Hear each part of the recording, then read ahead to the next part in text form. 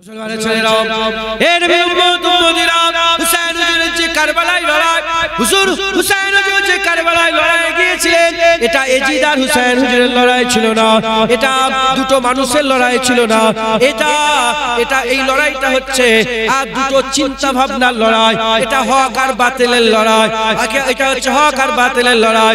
হুসাইন হুজুর হকে ছিল, এজিদ বাতিলে ছিল। হুসাইন হুজুর হকের পক্ষে, এজিদ বাতিলের পক্ষে। হক আর বাতিলের লড়াই হয়েছিল। এজিদ হককে কমজোর করাবার চেষ্টা করেছিল, কিন্তু হুসাইন হুজুর কমজোর হয়ে যাননি। হুসাইন হুজুর কমজোর হননি। হুসাইন হুজুরকে আকা মাওলা রাসূলুল্লাহ সাল্লাল্লাহু আলাইহি ওয়াসাল্লাম তারবিয়াত দিয়েছে। হুজুর পাক সাল্লাল্লাহু আলাইহি ওয়াসাল্লাম তিনি এত হুজুর পাক সাল্লাল্লাহু আলাইহি ওয়াসাল্লাম নিজে বলে গেছেন, এত জোর দিয়ে বলে গেছেন, কুরআন শরীফ রেখে দিয়ে যাচ্ছে, আহলে বাইত রেখে দিয়ে যাচ্ছে। সেই আহলে বাইত কি কোনদিন নাউজুবিল্লাহ আল্লাহ পাকের বেখিলাফি করতে পারে, শরীয়তের বেখিলাফি করতে পারে? তিনি কি বাতিলের কাছে মাথা নত করতে পারে? না না না। হুসাইন হুজুর কারবালায় নিজের গর্দান কাটিয়ে দিয়েছে, কিন্তু আল্লাহ পাকের বিরোধিতা কোনো কাজ করেনি, শরীয়তের বিরোধিতা কোনো কাজ করেনি। শরীয়তের বিরোধিতা যারা করেছে তাদের কাছে মাথা নত করেনি। এ নবী উম্মত উম্মতিরা মুসলমানের ছেলেরা হুসাইন হুজুর কারবালায় নিজের জীবন দিয়ে এটা গোটা পৃথিবীর মানুষের কাছে এটা জানিয়ে দিয়েছে, যত বড়ই রাজা হোক, যত বড়ই বাদশা হোক, কোন বাদশা রাজার কাছে মাথা নত করবে না, কোন রাজা বাদশার কাছে মাথা নত করবে না। গর্দান কাটিয়ে দেবে, আল্লাহ রাস্তায় নিজের জীবনকে দিয়ে দেবে, মাথা হাত করবে না, মাথা হাত করবে না। এই শিক্ষা তাদের আগে যারা ছিলেন তাদেরও ছিল, এই শিক্ষা তাদের পরেও ছিল। এজন্যই তো ওমর ফারুক হুজুর নিজের জানকে কুরবান করেছে, বাতিলের কাছে মাথা নত করেনি।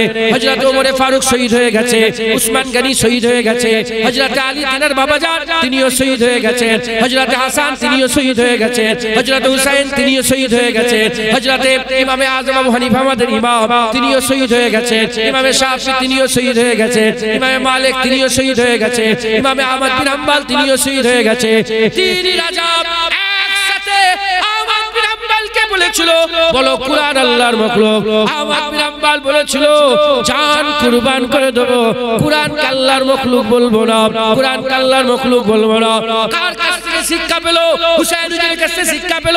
তিন রাজা এখানে একা, এজিদ তার লোক দল মিলে, তার সমস্ত লোক দল মিলিয়ে আর হুসাইন হুজুরকে ঘিরিয়ে সে নিজের বায়াত গ্রহণ করাতে চেয়েছিল। এখানে তিন রাজা একসাথে আহমদ বিন হাম্বলকে কুরআন আল্লাহর মাখলুক এটার ফতোয়া দিতে বলেছিল, কিন্তু হুসাইন হুজুর নিজের জান কুরবান করেছে, বাতিলের কাছে মাথা নত করেনি। আহমদ বিন হাম্বলও নিজের জান কুরবান করেছে, বাতিলের কাছে মাথা নত করেনি। এই শিক্ষা আমাদের করে দিয়ে গেছে। আমাদের এই শিক্ষায় শিক্ষিত হতে হবে, এই শিক্ষা অনুযায়ী আমাদের আমল করতে হবে। আল্লাহ না করে কেউ যদি বলে পর্দা করা যাবে না, কোন ধরনের আমাদের গভর্নমেন্টই বলতে আরম্ভ করেছে, কিংবা আমাদের রাজা বাদশা যারা আছে এই রাজা বাদশাই বলতে আরম্ভ করেছে মেয়েদের পর্দা করা যাবে না, মেয়েদের পর্দা করা যাবে না। যদি সবাই আইনকে মেনে নেয়, আমরা এই আইন মানবো না, নিজের গর্দান দিয়ে দেবো, কিন্তু আল্লাহর শরীয়তের বেখিলাফি কাজ আমরা করবো না। কোন সময় যদি বলে কুরআন করা যাবে না, হঠাৎ করে বললো কুরআন পড়া যাবে না, পুলিশ ওদের, রাজা ওদের, এমপি ওদের, এমএলএ ওদের, সব ওদের আছে, পুরা কুওয়াত ক্ষমতা ওদের, সমস্ত কিছু ওদের থাকা সত্ত্বেও তুমি আর তোমার ফাতে 10টা লোক দাঁড়িয়ে আছো, তোমরা বলছো না না কুরআন আমরা পড়বো। রাজা বলছে কুরআন পড়া যাবে না, তুমি বলছো কুরআন পড়বো। এই সময়তে তোমার মনের মধ্যে যদি ভয় লাগে, ওই জায়গায় তাকিয়ে দেখো, কারবালায় সিচুয়েশন এরকম হয়েছিল। রাজা বলছে আমার কাছে বায়াত গ্রহণ করো, হুসাইন বলে না না, এই রকমই সিচুয়েশন আহমদ বিন হাম্বলের জামানায় হয়েছিল। রাজা বলছে কুরআন আল্লাহর মাখলুক, আহমদ বিন হাম্বল বলছে কুরআন আল্লাহর মাখলুক নয়। আমাদের একই সিচুয়েশন, কি করব? আহলে বাইতকে ফলো করো। কারবালায় গর্দান দিয়ে দিয়েছে আর রাজার কাছে মাথা নত করে নে, আমরাও গর্দান দেব, রাজার কাছে মাথা নত করব না। কারবালায় গর্দান দিয়েছে আর মাথা নত করে নে, আল্লাহ দুনিয়া আখিরাতের সরদারি দিয়েছে। আমার আল্লাহ পাক আমাদের করো দুনিয়া আখিরাতের সরদারি দান করে দেবে। মুসলমানের ছেলেরা, এর উম্মত উম্মতিরা, কিভাবে হুসাইন হুজুর নিজের ছেলেগুলোকে কুরবান করেছে, কিভাবে কুরবান করেছে।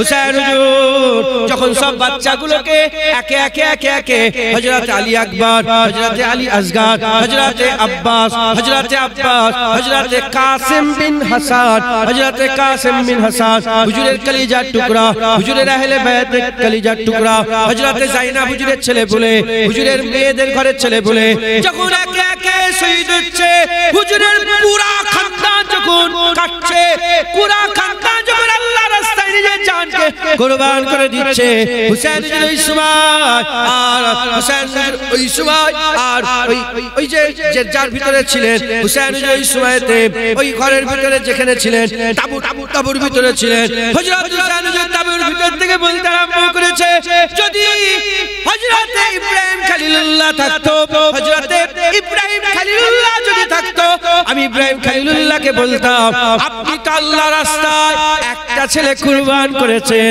আমার দিকে তাকিয়ে দেখেন, আমি হুসাইন আমার পুরা খানদানকে আল্লাহর জন্য কারবালায় কাটিয়ে দিয়েছে। পুরা খানদান আল্লাহ বড় হিকমতওয়ালা। শুধু আলী আউসার হযরত জাইনাল আবেদিন তিনার শরীর অসুস্থ, বিছানা সজ্জা ছিলেন, আল্লাহ উনার হায়াত রেখেছিলেন, বাকি যত হুজুরের কলিজার টুকরা সব আল্লাহর রাস্তায় কুরবান হয়েছে, আল্লাহর রাস্তায় কুরবান। অতএব আমরা আমাদের জানের কোনো দাম আছে? হুসাইন হুজুর কুরবান হয়ে গেছেন, আলী আসগর হুজুর জওয়ান কুরবান হয়ে গেছে, আমরাও কুরবান হব। কথা ঠিক না বেঠিক?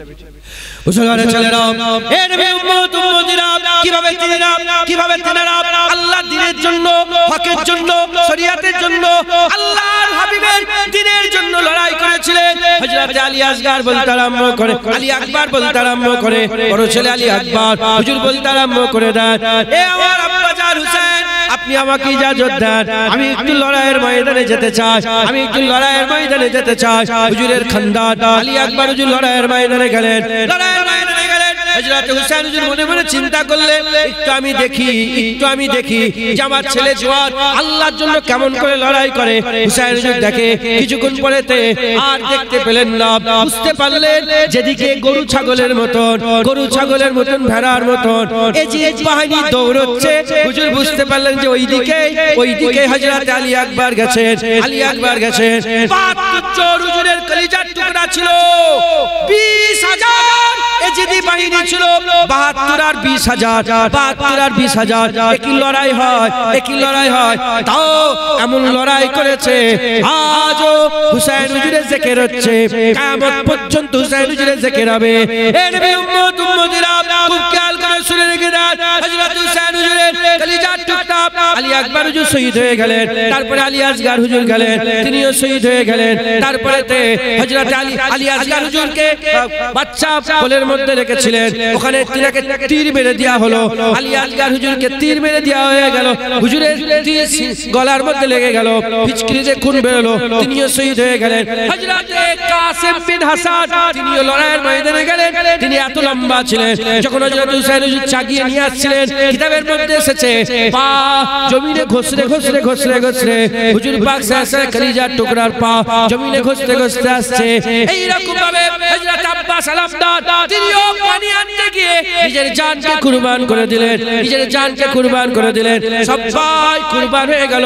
শেষ বেলাতে হযরত হুসাইন হুজুর তিনি লড়াইয়ের ময়দানে গেলেন, আব্বা জান আলী রাদিয়াল্লাহু তাআলা হুজুরের আমামা বাঁধলেন, নানা জান রাসূলুল্লাহর তলোয়ার চুলচিল কারাতের মধ্যে নিয়ে আর ঘোড়ার উপরে চেপে লড়াইয়ের ময়দানে যেতে আরম্ভ করেছেন। ঘোড়ার লাগাম টানে, ঘোড়া যেতে চায় না, আবার লাগাম টানে, যেতে চায় না, আবার লাগাম টানে, যেতে চায় না। পিছনে তাকিয়ে দেখে কেন যেতে চায় না, হঠাৎ করে দেখে সুকাইনা হুজুরের মেয়ে বেটি সুকাইনা হুজুর কি করলেন, আর ওই ঘোড়ার পাটাকে জড়িয়ে রেখে বলে, এ ঘোড়া আমি তোমাকে যেতে দেব না, তুমি যাকে নিয়ে যাও, যেই তোমার পিঠে যায় সে আর ফিরে আসে না, আমি আমার বাবাজানকে যেতে দেব না। ওই জাইনাব বুবুজানকে ডেকে বলে, জাইনাব আমার সুকাইনার খেয়াল রাখবে, ওকে আমি বড় মহব্বত করি, ভালোবাসে। জাইনাব হুজুরকে সুকাইনাকে ধরার কথা বলে হুসাইন হুজুর চলতে আরম্ভ করলেন, লড়াইয়ের ময়দানে এমন লড়াই করতে আরম্ভ করে বলেছে কে আছে কলিজার টুকরা হুসাইন হুজুরের সামনে দাঁড়াবে, কে আছে হুসাইন হুজুরের তলোয়ার জুলফিকার রাসূলুল্লাহ তলোয়ারের সামনে দাঁড়াবে, কোন তলোয়ার জুলফিকারকে তলোয়ারে আঘাত করবে। এত মার মারতে আরম্ভ করলেন, একা হুসাইন হুজুর কয়েক হাজার এজিদিকে জাহান্নামী করে দিলেন, কয়েক হাজার এজিদিকে জাহান্নামী করে দিলেন। আজানের সময় হয়ে গেল, রক্ত হয়ে গেল, নামাজে রক্ত হয়ে গেল, যুদ্ধ বন্ধ হয়ে গেল। হুসাইন হুজুর ওই কারবালার ময়দানে, লড়াইয়ের ময়দানে আল্লাহু আকবার বলে নামাজে নিয়ত করলেন, নামাজ পড়তে আরম্ভ করলেন। এজিদ বাহিনী ঘিরে ফেললো, আর সবাই আলোচনা করতে আরম্ভ করলো। এই সময় যদি হুসাইন হুজুরকে যদি শহীদ করা না যায়, হুসাইন হুজুরের গর্দান যদি এই সময় না কাটা যায়, আর কোনোদিন কাটা যাবে না, আর কাটা যাবে না। নামাজ থেকে বেরিয়ে গেলে, আরে বাগের বাচ্চা হযরতে শেরে খুদা আল্লাহ বলে চালি আমার বাগ, আল্লাহর বাগের বেটা, আল্লাহর বাগের বেটা হুসাইনকে কে আটকাবে, হুসাইনকে কে ধরবে? তারা সিদ্ধান্ত নিয়ে নিল। যখন সেজদায় মাথা পড়ে আছে, সেজদায় মাথা পড়ে আছে, ওই সময় ওইভাবে তার গর্দান কেটে নাও। হযরত হুসাইন হুজুরের গর্দান সেজদায় পড়ে আছে, হুজুরের গর্দানকে কেটে নেওয়া হলো, হুজুরের গর্দান কেটে নেওয়া হলো। হুজুর আল্লাহর রাস্তায় নিজের জানকে কুরবান করে দিলেন, জানকে কুরবান করে দিলেন। জানো এরকম ভাবে আওয়াজ ভেসে আসছে, জানো এরকম ভাবে আওয়াজ ভেসে আসছে, আমার নামাসা হুসাইন রাসূলুল্লাহ বলছে, যাও আমার জীব চুসার হক তুমি আদায় করে দিয়েছো। হযরত আলী বলছেন, আমার খুনের হক আদায় করে দিয়েছো। হযরত ফাতিমা বলছে, আমার দুধের হক আদায় করে দিয়েছো। আমার আল্লাহ বলছে, হুসাইন আমার বান্দেগীর হক আদায় করে দিয়েছো। হযরত হুসাইন শহীদ। খবরদার হুসাইনকে কেউ মরা বলবেন না। আল্লাহর কুরআন বলছে, আলা তাকুলু লিমান ইয়াকতালু ফি সাবিলিল্লাহি আমওয়াত। যারা নাকি আল্লাহর শহীদ তাদের করে মরা মনে করে না, তারা জিন্দা। একবার জোরে বলেন সুবহানাল্লাহ। হ্যাঁ, হুসাইন হুজুরের কাটা মাথা মুবারক যখন নেজার উপরে নিয়ে যাচ্ছে, সবাই শুনেছে হুজুরের কাটা মুবারক মাথা থেকে কুরআন শরীফের তেলাওয়াত হয়েছে। कुरान बोलছে মরা মনে কর বল আহিয়া ওয়ালাকিন লা তাসুন বলকে ও জিন্দা है तेरे समझ में नहीं है। প্র্যাকটিক্যাল যদি দেখতে হয় কারবালায় হুসাইন হুজুরের কাটা মাথা দেখেন, হুসাইন হুজুরের কাটা মাথা আল্লাহর কুরআনের তেলাওয়াত করছে। একবার জোরে বলেন সুবহানাল্লাহ। হযরত হুসাইন হুজুরের কাটা মাথা মুবারকটাকে নিয়ে যাওয়া হলো কোথায়? হুসাইন হুজুরের কাটা মাথা কে সাথে করে নিয়ে দামেস্কের দিকে রওনা হয়ে যাওয়া হলো। এমত অবস্থাতে রাস্তায় একটা জায়গায় পড়াও করলো এজিদ বাহিনী, হুজুরের খানদানের সব কলিজার টুকরারাও আছে। পড়াও করলো একটা গির্জা, খ্রিস্টানদের গির্জা হয় না, গির্জাতে পড়াও করলো। এমত অবস্থাতে গির্জার পাদ্রী খুব ইবাদত গুজাচ্ছিল, খ্রিস্টানদের ইবাদত গুজাচ্ছিল। সে খুব বয়স্ক, সে বেরিয়ে বলে, কি হয়েছে, কার মাথা এগুলো? বলে হুজুর পাকের খানদান রাসূলুল্লাহ নওয়াসা হুসাইনের কথা। বলে হ্যাঁ, কি গো, যে নবীর কালেমা পড়ো সেই নবীর নওয়াসার গর্দান কেটে নিয়েছে। খ্রিস্টান কাঁদতে আরম্ভ করেছে। এমত অবস্থায় হুজুর ওই খ্রিস্টান উনি বুঝতে পারলেন যে এরা হচ্ছে দুনিয়ার কুত্তা, এরা টাকার জন্য বিক্রি হচ্ছে। টাকার জন্য বিক্রি হয় না, বড় বড় মোল্লা মৌলবী কেউ ৫,০০০, কেউ ৫ লাখ, কেউ ৫ কোটি বিক্রি হচ্ছে না, বলেন জানে। খ্রিস্টান বুঝতে পারলো যে এক কুত্তা টাকার লেগে বিক্রি হয়েছে। সে বলল ১০,০০০। কি বললো, কি বললো বলে ১০,০০০ টাকা না হলে, টাকার জন্য, দুনিয়ার জন্যই তো হুসাইন হুসাইনের গর্দান কেটেছে। তোমাকে টাকা দিয়ে তুমি আমার গর্দান কাটবে, তোমার পীরের ছেলের গর্দান কেটে নেবে। তুমি জানো টাকা কি নিশা? তোমার দিলে যদি টাকা থাকে না, তুমি আমারই গর্দান কাটতে আসবে। তো যাই হোক, অন্য কথা, কারবালার ঘটনা যদি আমি তো সব ছেড়ে ছেড়ে বলছি, যদি একটু ডিপলি আলোচনা করিনি সব পড়ে যাবে। আপনাদের গ্রামে হয়তো বলবে জুনায়েদ সিদ্দিকী আসা নিষেধ, আল্লাহ মাফ করুন। তো যাই হোক, তাও হালকা হালকা করে বলছি, আপনারা সকলে খেয়াল করে শোনেন। জ্ঞানী যারা বোঝে তারা শুধু ইশারায়, আর নাদানকে বোঝাতে পারে তারে কে কোথায়। জ্ঞানী যারা হবে অল্প কথাই বুঝে নেবে, আর নাদান হলে বুঝতে বুঝতে। তো যাই হোক, আল্লাহ মাফ করে। এক কুকুর বুঝতে পেরে গেল এ দুনিয়ার কুত্তা, টাকার জন্য, দুনিয়ার ইজ্জত পাওয়ার জন্য এমন করছে। তখন ওই কে, ওই কি বলে, ওই পাদ্রী, খ্রিস্টানের যে রাহেব পাদ্রী ছিল, রাহেব, সে বলল আমি তোমাকে 10,000 দিনার দেব, তুমি কি এক রাতের জন্য এই মাথাটা আমাকে দিতে পারবে? এটা টাকার লাগে এমন করছে, এটা রাজার সামনে বড় হবে, নেতা হবে, বড় হবে, বুঝছো? 10,000 নিয়ে নিয়েছে, যে পাহারা দিচ্ছে ঘরের ভিতরে, শুধু হুসাইন হুজুরের মুবারক মাথা দিয়ে দিয়েছে। হযরত হুসাইন হুজুরের মুবারক মাথা নিয়ে ওই পাদ্রী সারা রাত খুশবু পানি দিয়ে মুখটা ধুইয়েছে, খুশবু লাগিয়েছে, চুল মুবারকটাকে আছড়েছে, সুন্দর করে হুজুর পাকের কাটা মাথা মুবারকের আদব তাজিম সম্মান আদর করেছে। একবার জোরে আদর করে যখন তো খ্রিস্টান হুজুর পাকের মনের মধ্যে একটা হয়েছে, যখন রাসূলুল্লাহ নওয়াসার খেদমত এভাবে করেছে, সেই রাতে রাসূলুল্লাহ পাদ্রীকে স্বপ্ন দেখাতে আরম্ভ করেছে। পাদ্রীকে স্বপ্ন দেখে বলেছে, পাদ্রী তুমি আমার হুসাইনের ইজ্জত করেছো, হুসাইনের সম্মান করেছো, হুসাইনকে আদর করেছো, যত্ন করেছো, যাও আমি আল্লাহ তোমার আমি রাসূলুল্লাহ আল্লাহর দরবারে তোমার ইজ্জত বাড়াবার জন্য দোয়া চেয়েছি, যাও আমি রাসূলুল্লাহ তোমাকে দুনিয়াও দিয়ে দিলাম, আখিরাতও দিয়ে দিলাম। পাদ্রী ঘুম থেকে উঠেই চিৎকার করে পড়ে, লা ইলাহা ইল্লাল্লাহ মুহাম্মাদুর রাসূলুল্লাহ। মুসলমান হয়ে গেছে পাদ্রী, আমার আল্লাহ তাআলা দরজা বুলন্দ করলেন, জান্নাতি হয়ে গেলেন। একবার জোরে জোরে মুসলমান হুসাইন হুজুরের মুবারক কাটা মাথার ইজ্জত করলে আল্লাহ পাক কত ইজ্জত বাড়ান, কত সম্মান বাড়ান। আর যারা রাসূলুল্লাহর নওয়াজের গর্দান কেটেছে,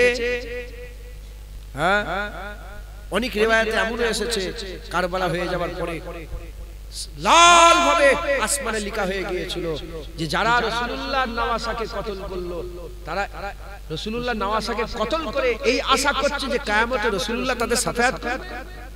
এটা লেখা হয়ে গিয়েছিল আসলে। আল্লাহ মাফ করেন।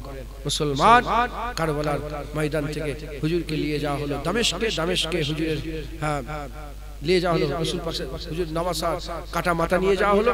এদিকে দামেস্কে এজিদ বসে আছে, হুকমরান এজিদ বসে, তো রাজা হয়েছে, এজিদ রাজা হয়েছে। এজিদের কবর কথা কেউ জানে? বলেন এজিদের কবর কেউ জানে? পিশাব করতে কেউ যায় যে একটু এজিদের মুখে পিশাব করে আসি, তাও নেই। মাথায় ঢুকছে, বুঝতে পেরেছে হুসাইন, আমি নিজে হুসাইন হুজুরের রওজা মোবারক দেখে এসেছি, আমি নিজে হুজুর পাকের দরবারে গিয়েছি। হুজুর পাকের মাথা মুবারক মিশরে রাখা আছে, আমি প্রথমে মিশরে গিয়েছি, মিশরে হুজুরের মাথা জিয়ারত করে মনে মনে আশা হয়েছে যে আল্লাহ মাথা জিয়ারত করলাম, ধর মুবারক আল্লাহ কবুল করেছে। বাগদাদ আমি কারবালায় গিয়ে হযরত হুসাইন হুজুরের জিসম মুবারক জিয়ারত করে এসেছি।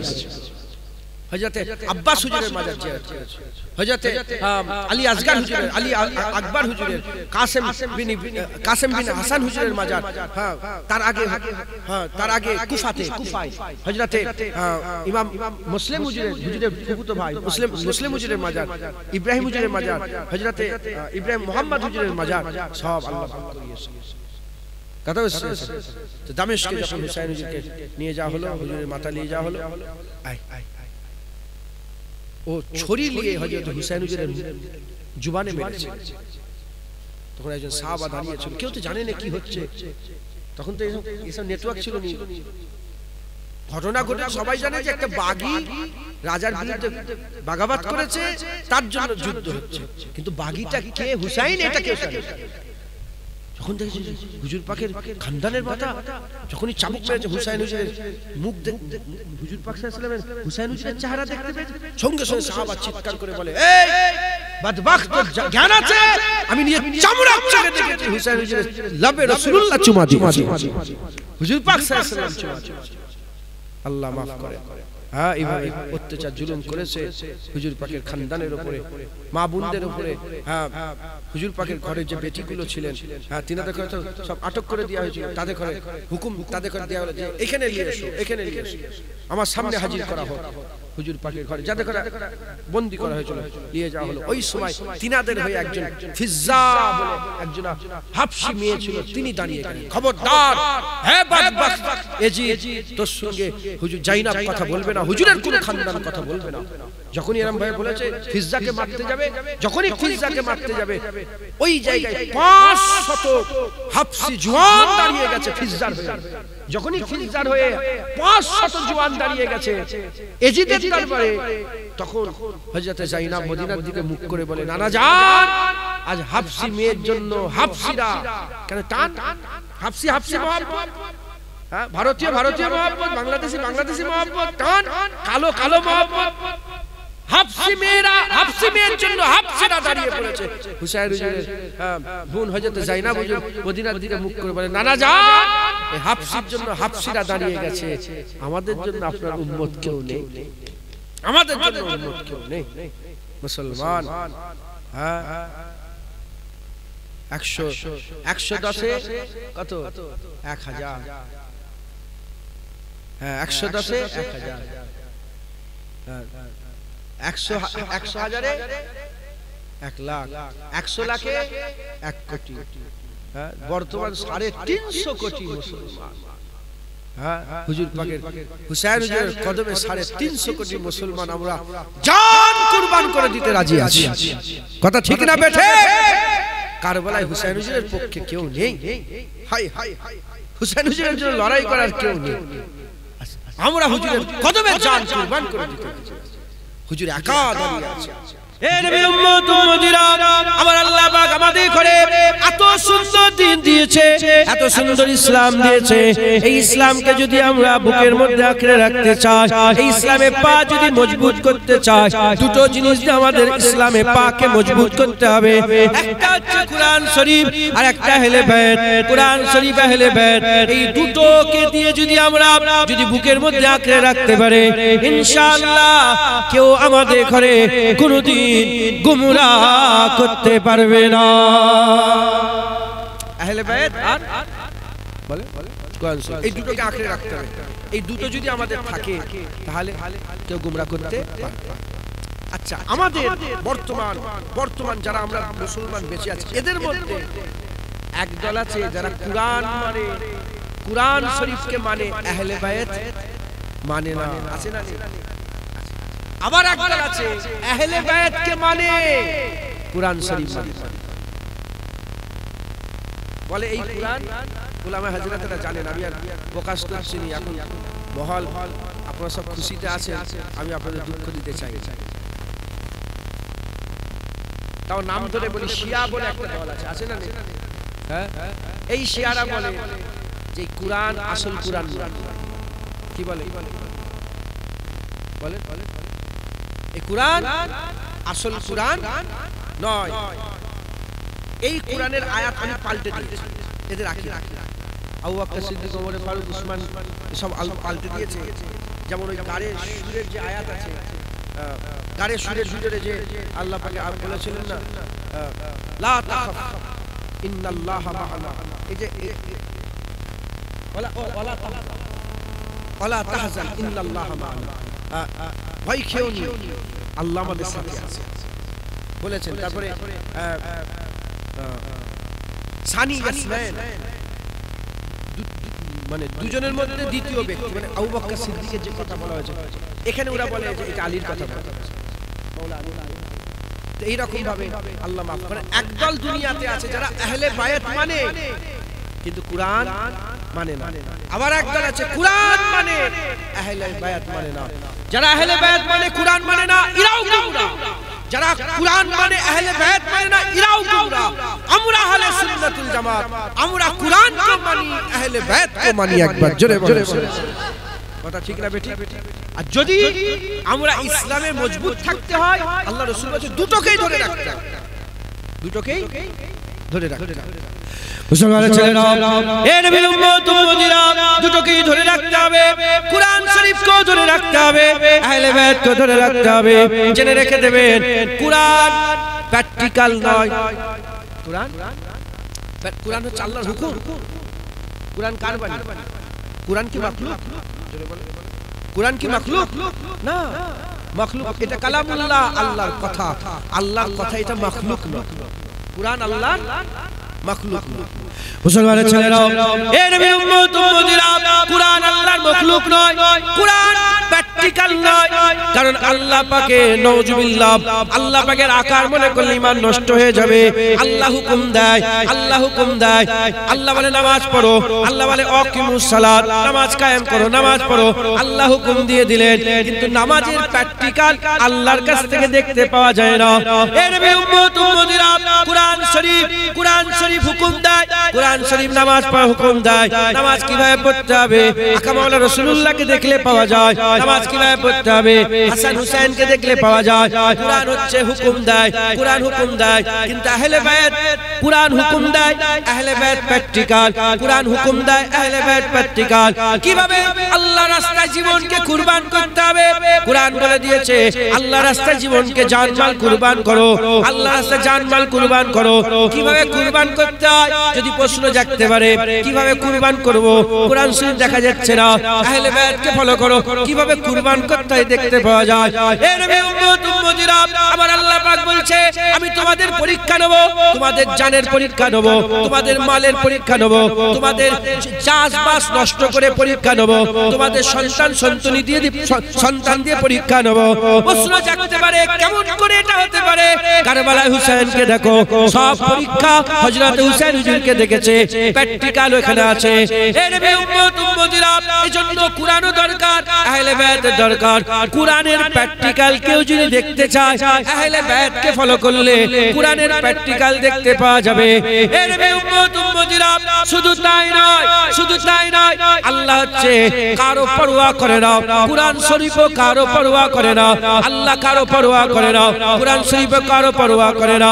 আমার আল্লাহ পাকের নাউজুবিল্লাহ আস্তাগফিরুল্লাহ যদি কেউ বিরোধিতা করে সঙ্গে সঙ্গে আল্লাহ পাক তাকে সাজা দেয় না। ওই রকম দ্বারা কুরআন শরীফের কেউ যদি পৃষ্ঠা ছিঁড়ে ফেলে দেয় আল্লাহ না করেন, কেউ যদি পৃষ্ঠা ছিঁড়ে দেয় কুরআন শরীফ তাকে সাজা দেয় না।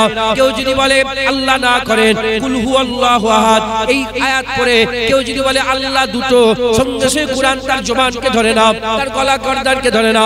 হে নবীর উম্মত উম্মতিরা, কুরআন তার যদি কেউ বিরোধিতা করে, কুরআনের আইনের যদি কেউ ইখতিলাফ করে, কুরআনের আইনের যদি কেউ বিরোধিতা করে, কুরআন কথা বলে না। ওই সময়তে আহলে বায়াত হুজুরের ঘরের খানদানের ছেলেরা কারবালায় গিয়ে গর্দান কাটিয়ে নেয়। হবে না সুবহানাল্লাহ? যখন কুরআনে কেউ অ্যাটাক করে কে দাঁড়িয়ে যায়? কুরআন নিজে কথা বলে, কুরআন বলে না যে কেন কেন তুমি উল্টো পাল্টা মানে করছো, কেন উল্টো মানে বলছো, কেন তুমি বলছো 114টা সূরা বাদ কেন বলছো 100টা সূরা? কুরআন প্রতিবাদ করে না, প্রতিবাদ কারা করে? আহলে বায়াত প্রতিবাদ করে। তাই দুটোই দরকার, কুরআন শরীফও দরকার আর আহলে বায়াতও দরকার। একবার জোরে বলেন আহলে বায়াত হুজুরের খানদান। আহলে বায়াত মানে বলেন হুজুরের খানদান,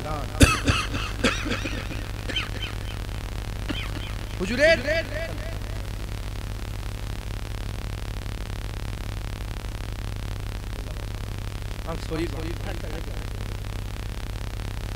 হুজুরের খানদান।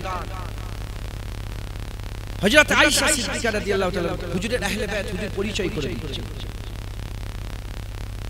হুজুর নিজে তিনার আহলে বায়াতের সঙ্গে আমাদের গোটা বিশ্বের মুসলমানের সঙ্গে পরিচয়, যে আমার আহলে বায়াত কারা, কারা আমার আওলাদ, কারা আমার বংশ, কারা আমার আহলে বায়াত, হুজুর পরিচয়। মুসলমানের ছেলেরা, এ নবীর উম্মত উম্মতিরা, আম্মা আয়েশা সিদ্দিকা রাদিয়াল্লাহু তাআলা আনহা হুজুর থেকে বর্ণিত আম্মা জান বর্ণনা করতে আরম্ভ করেছেন। আম্মা জান হুজুর আমার বর্ণনা করতে আরম্ভ করেছেন। এক তারিখে আম্মা আয়েশা সিদ্দিকা হুজুরের ঘরের মধ্যে আকা মাওলানা রাসূলুল্লাহ সাল্লাল্লাহু আলাইহি ওয়াসাল্লাম অবস্থান করছিলেন। আম্মা আয়েশা সিদ্দিকা ঘরের মধ্যে যখন আম্মা জান ঘরের ভিতরে যখন রাসূল পাক সাল্লাল্লাহু আলাইহি ওয়াসাল্লাম অবস্থান করছিলেন, হুজুরের মুবারক বাদান মুবারকে একটা হুজুরের মুবারক একটা চাদর ছিল, হুজুরের মুবারক চাদর সুরখ রঙের একটা চাদর ছিল। সেই সুরখ রঙের চাদরটা হুজুর পাক সাল্লাল্লাহু আলাইহি ওয়াসাল্লাম হুজুর আমার শরীরের বাদানের উপরে চাপিয়ে রেখেছিলেন। এমন অবস্থাতে আম্মা আয়েশা সিদ্দিকা বলেন আমি ওই জায়গায় দাঁড়িয়ে আছে, হঠাৎ করে দেখি হযরতে হাসান, ইমামে হাসান, হযরতে হাসান রাদিয়াল্লাহু তাআলা তিনি আস্তে আস্তে হেঁটে আসতে আরম্ভ করলেন। ওই হুজুর পাক হাসানকে ডাকলেন, হাসানকে ডেকে চাদরের মধ্যে ঢুকিয়ে নিলেন, চাদরের মধ্যে ঢুকিয়ে নিলেন। তারপরে দেখলেন হযরত হুসাইন রাদিয়াল্লাহু তাআলা তিনি আসতে আরম্ভ করেছেন। ওই সময়তে হযরত হুসাইন হুজুরকে চাদরের মধ্যে ঢুকিয়ে নিলেন। তারপরে আম্মা ফাতেমা রাদিয়াল্লাহু তাআলা আনহা তিনি আসতে আরম্ভ করেছেন। আম্মা ফাতেমাকে আম্মা জানকে চাদরের মধ্যে নিয়ে নিলেন। তারপরে হযরতে মাওলা আলী আসতে আরম্ভ করেছেন। বলেছে হযরত আলী হুজুর যখন এলেন তিনিও আলী হুজুরকে চাদরের মধ্যে নিয়ে নিলেন। যখন সবাইকে চাদরের মধ্যে নিয়ে হুজুর আমার মাথাটা চাপা দিয়ে দিলেন, একটা চাদরের ভিতরে আকা মাওলা রাসূলুল্লাহ সাল্লাল্লাহু আলাইহি ওয়াসাল্লাম আছেন, আম্মা ফাতেমা আছেন, হযরত আলী হুজুর আছেন, হযরত হাসান আছেন, হযরত হুসাইন আছেন। যখনই এই পাঁচজন চাদরের মধ্যে ঢুকে গেলেন আকা মাওলা রাসূলুল্লাহ সাল্লাল্লাহু আলাইহি ওয়াসাল্লাম আল্লাহ পাকের দরবারে হুজুর পাক সাল্লাল্লাহু আলাইহি ওয়াসাল্লাম হাত তুলে বললেন, আল্লাহ এই পাঁচজন, এই যে চারজন আছে এরাই হচ্ছে আমার আহলে বাইত, এরাই হচ্ছে আমার বংশধর, এরাই হচ্ছে আমার আহলে বাইত। হুজুর পাক সাল্লাল্লাহু আলাইহি ওয়াসাল্লাম দোয়া চাইলেন, আমার আল্লাহ হুজুরের দোয়া কবুল করলেন। হুজুর পাক সাল্লাল্লাহু আলাইহি ওয়াসাল্লাম তার আহলে বাইত, তার বংশ সম্পর্কে আমাদের জানিয়ে দিলেন। तमाम বিশ্বের যত বংশ আছে ছেলের মাধ্যমে শুরু হয়, আকা মাওলা রাসূলুল্লাহর বংশ আম্মা ফাতেমার মাধ্যমে শুরু হয়। জোরে হবে না সুবহানাল্লাহ। আলী হুজুরের আরো বিয়ে শাদী ছিল, হুজুরের আরো আওলাদ ছিলেন। আলী হুজুরের আরো ওমর বিন আলী, উসমান বিন আলী, আবু বকর বিন আলী, আব্বাস বিন আলী, আরো আওলাদ ছিলেন। হুজুরের আরো আওলাদ ছিলেন, কিন্তু কেউ আহলে বায়ত নয়। শুনছেন? আম্মা ফাতেমা হুজুরের মাধ্যমে হাসান হুসাইন দুনিয়া এসেছেন। এই হাসান হুসাইন হুজুরের যত আওলাদ কিয়ামত পর্যন্ত এরা আহলে বায়ত। একবার জোরে বলেন সুবহানাল্লাহ। এরা হচ্ছে আহলে বায়ত। আল্লাহ পাক ইনাদের সম্মান, রুতবা, হাইসিয়াত, মাকাম আল্লাহ ইনাদের বড় করে দিয়েছে। একবার জোরে বলেন সুবহানাল্লাহ। মুসলমানের ছেলেরাও, এ নবী উম্মত উম্মতিরা খুব খেয়াল করে শুনে রেখে দেন। আকা মাওলা রাসূলুল্লাহ সাল্লাল্লাহু আলাইহি ওয়াসাল্লাম হাদিস পাকের মধ্যে এসেছে, হুজুর পাক সাল্লাল্লাহু আলাইহি ওয়াসাল্লাম বলেছে, যদি কেউ নিজেকে মুমিন বলে দাবি করে, যদি কেউ নিজেকে মুমিন বলে দাবি করে, সে যেন নিজের জানের থেকে আমি রাসূলুল্লাহ আমাকে বেশি ভালোবাসে, তার বাপ মায়ের থেকে আমি রাসূলুল্লাহ আমাকে বেশি ভালোবাসে, তার আওলাদের থেকে আমার আওলাদকে বেশি ভালোবাসে, তার বংশ থেকে আমার বংশকে বেশি ভালোবাসে। আমরা যদি নিজেকে মুমিন বলে দাবি করি, আমার নিজের বংশ থেকে হাবিবুল্লাহর বংশকে বেশি মহব্বত করতে হবে, আমার নিজের আওলাদের থেকে হাবিবুল্লাহর আওলাদকে বেশি মহব্বত করতে হবে, আমাদের নিজের জানের থেকে বেশি হাবিবুল্লাহকে বেশি মহব্বত করতে হবে। এর উম্মত উম্মতিরা শুধু তাই নয়, আকা মাওলা রাসূলুল্লাহ সাল্লাল্লাহু আলাইহি ওয়াসাল্লাম বলেছেন, আব্দুল মুত্তালিব হুজুরের দাদুজান আব্দুল মুত্তালিব হুজুর বলেছেন যে আব্দুল মুত্তালিবের কোন আওলাদকে কিয়ামত পর্যন্ত সাহায্য করবে।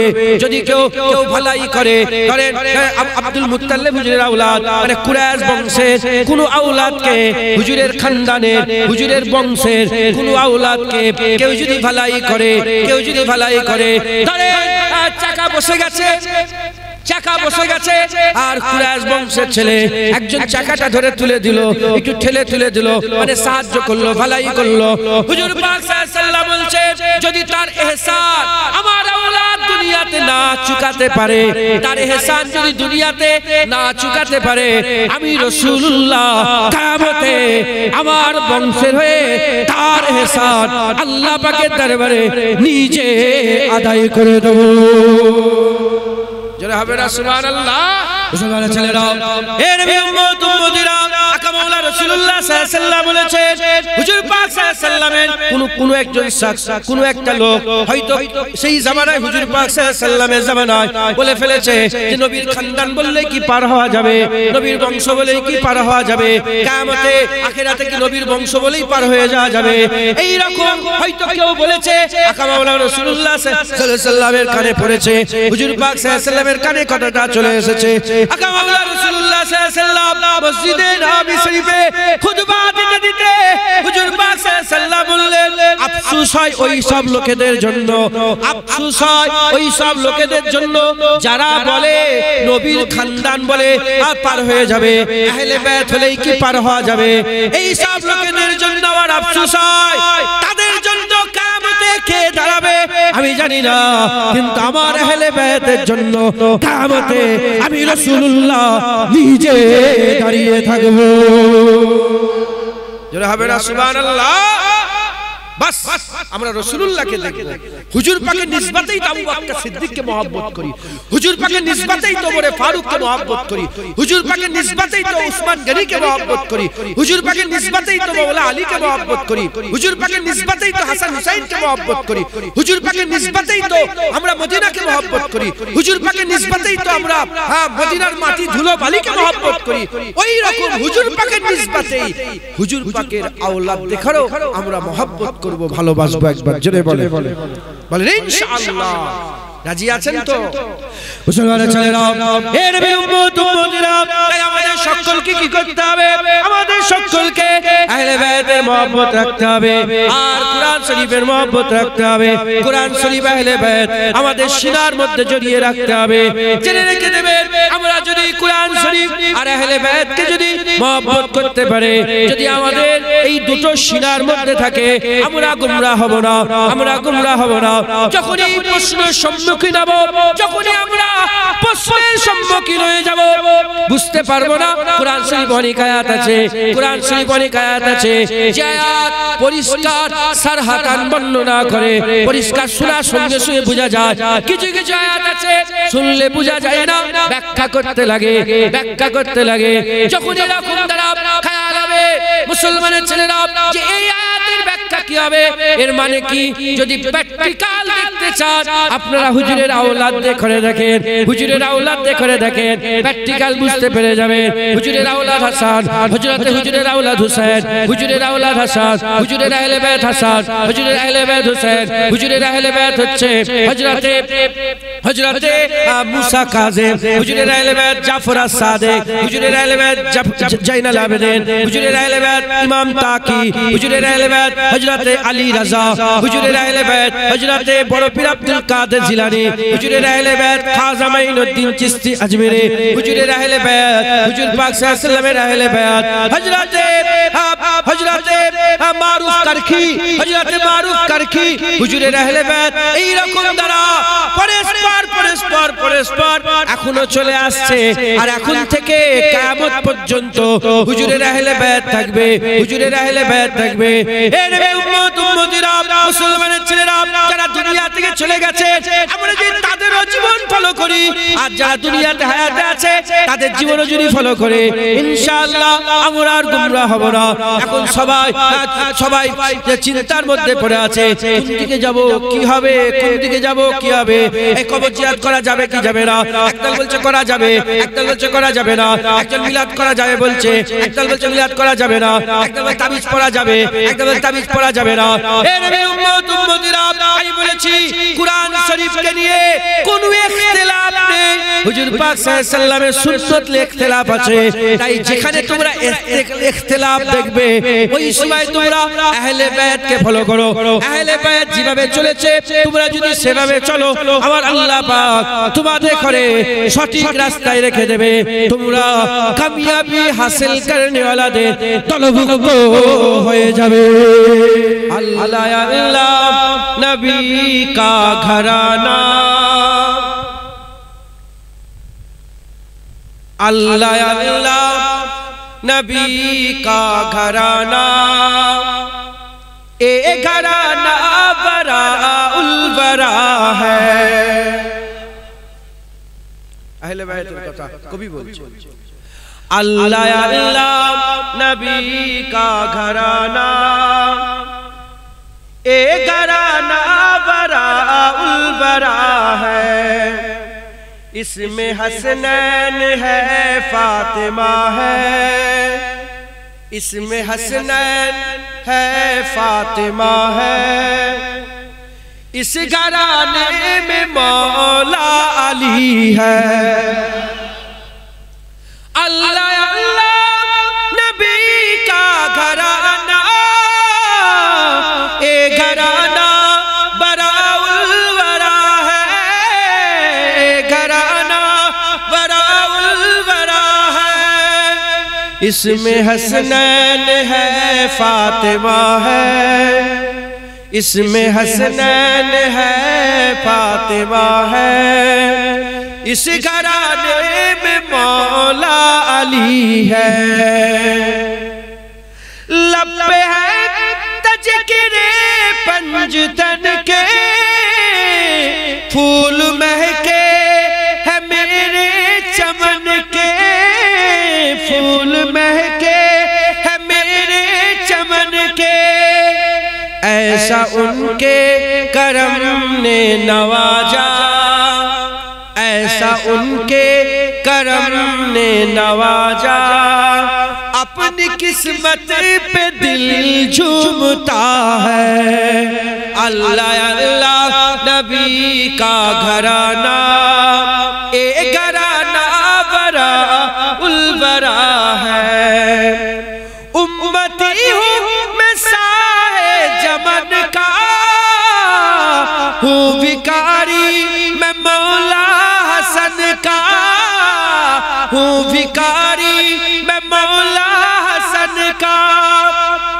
صدقے جاؤں میں ان کی عطا پر صدقے جاؤں میں ان کی عطا پر دینے والے نے سب کچھ دیا ہے اللہ اللہ نبی کا گھرانہ اے گھرانہ برا البرا ہے نام پر تیرے سب کچھ ملا ہے نام پر تیرے سب کچھ فدا ہے نام پر تیرے سب کچھ فدا ہے نام پر تیرے قربان جاؤں نام پر تیرے قربان جاؤں ہم غریبوں کا تو آسرا ہے اللہ اللہ نبی کا گھرانہ اے گھرانہ برا البرا ہے خیر سے تم ہی خیر الورا ہو اور تم ہی سید الانبیاء ہو تم ہی سید الانبیاء ہو کوئی تجھ سا ہوا ہے نہ ہوگا کوئی تجھ سا ہوا ہے نہ ہوگا تیرے رب کا ہی فیصلہ ہے اللہ اللہ نبی کا گھرانہ اے گھرانہ برا البرا ہے میرا بھی ہے کوئی دنیا والو بے سہارا مجھے تم نہ سمجھو بے سہارا مجھے تم نہ سمجھو ساتھ میرا پیشوا ہے ساتھ میرا پیشوا ہے میرا رب ہے میرا مصطفیٰ ہے اللہ اللہ نبی کا گھرانہ اے گھرانہ برا البرا ہے لاج رکھ لو گدائے کرم کی بھر دو ہماری بھی جھولی بھر دو ہماری بھی جھولی کوئی اے نہ کہے کملی والے کوئی اے نہ کہے کملی والے تیرے محفل سے خالی گیا ہے اللہ اللہ نبی کا گھرانہ اے گھرانہ برا البرا ہے کعبہ عشق کا ہوں نمازی میں ہوں ان کے عنایت پرا جی میں ہوں ان کے عنایت پرا جی میرے تربت پہ لکھی نانیا جی میری تربت پہ لکھی نانیا جی پنج تن کا ادنا گدا ہے اللہ اللہ نبی کا گھرانہ اے گھرانہ برا الورا ہے، اس میں حسنین ہے، فاطمہ ہے، اس گھرانے میں مولا علی ہے۔ اللہم